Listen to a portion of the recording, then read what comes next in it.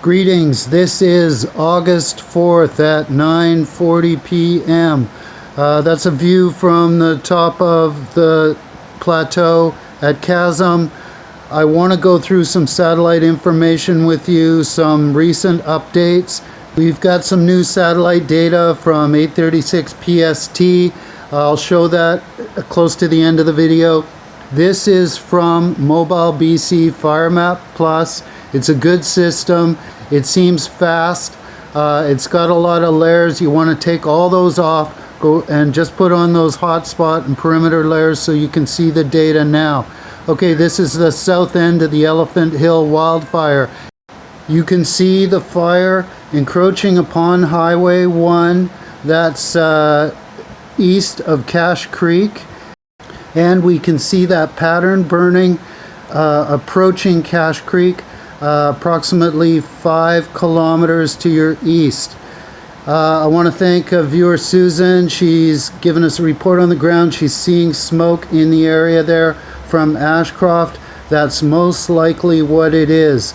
We want to watch that, and we'll zoom in a little closer. I'm just going to go around the perimeter. There's the infrared hotspots at Highway 99, Highway 97 junction. I can't see those icons. You can stop the screen, zoom in, go to BC Mobile Fire Map Plus. The link is below. Okay, there I get a little bit better view. So we've got some volatile situations on those two outcrops of the fire. Now there's a lot of pattern burning on there. We have a northwest flow. I don't understand why they're putting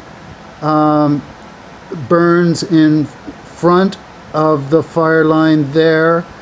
If they can hold it back, great. I know it's intended to burn up deadwood, brush and everything to limit the spread of the main fire portion. However, I really hope that doesn't get away from them. Okay, we're looking at Clinton again. This is, of course, a different satellite model, and you can compare that with what you see on the ground. I don't have a webcam for Clinton, so I don't know how that is. I'm going to zoom in on Chasm, and it's looking clear, and that's really good. And when this is all over, I think I'm going to go over to the West Fraser Mill, and those people, they have the option of a handshake or a hug. They've done an awesome job in containing the fire in their area. And we can see the north flank. It still looks unchanged. Now, the satellite data is varied from different sources. It's difficult to do an overlay and see the minute changes in this fire perimeter. So you want to be aware. You want to go to these links yourself and see what's happening. Okay, here we're looking at that spread southwest of Upper Loon Lake, and this is what's got them concerned. The good news is the wind is from the northwest. It's slowing down, and hopefully this pushes south of any problem for Vedette. We're just zoomed out a little bit. The only issue is Sunday morning early, it may blow from the southwest. If it does that, it may advance the fire front. However, the wind should be slower. The wind speed is going to work in your favor. Okay, now we're looking at that very same fire front. This is on the latest computer model at 8:36 p.m. PST, and we can see a lot of that pattern burning. I'm looking at 6 to 12 hours, not the old fires. I only want to see the new developments. So we see a lot of the patterns.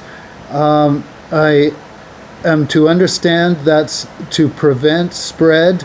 However, I hope that they're on that and they don't let that same pattern burning get away from them.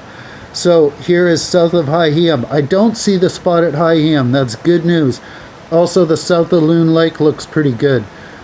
Those are areas of volatility at the Scotty Creek area. Now we're going to the southeast. We're seeing the new, within 12 hours, what's developed around the southeast flank towards Highway 1. I believe I see one crossed over at Juniper Creek. So that's something you want to be aware of. Okay, we're hopping over to the southwest flank. This is around Hat Creek.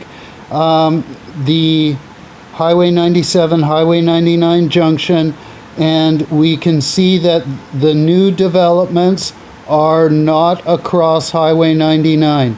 These have been contained. There is that pattern burning that probably happened about 12 hours ago. Now we're going north to, there's the new developments. I see nothing approaching the town. I do see some west of the highway down by Allen Creek and the Loon Lake Road that's west of the highway. I see some east of the highway around K Creek. You want to check that out and be careful of your situation there. Again, here is Chasm.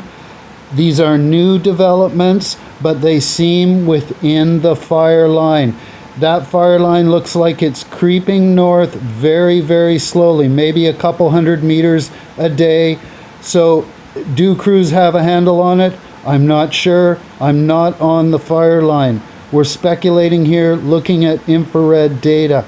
So I'm turning over to Windy.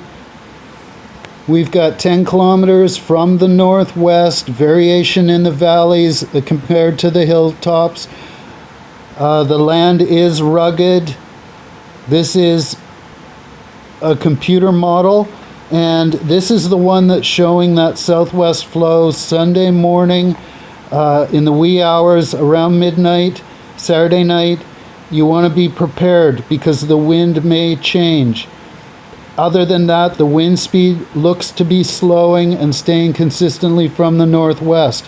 Here I'm looking at another computer model for the Vedette area, and it's not showing that southwest flow. So we have conflicting wind models, and you got to be aware of that. What is the scenario if it comes from the southwest? If it comes from the northwest, hopefully this goes past Vedette, and better yet, it's stopped in its tracks. So we'll come back, we'll look at some of those infrared hotspots in a little more detail. Lay low. Be safe, people.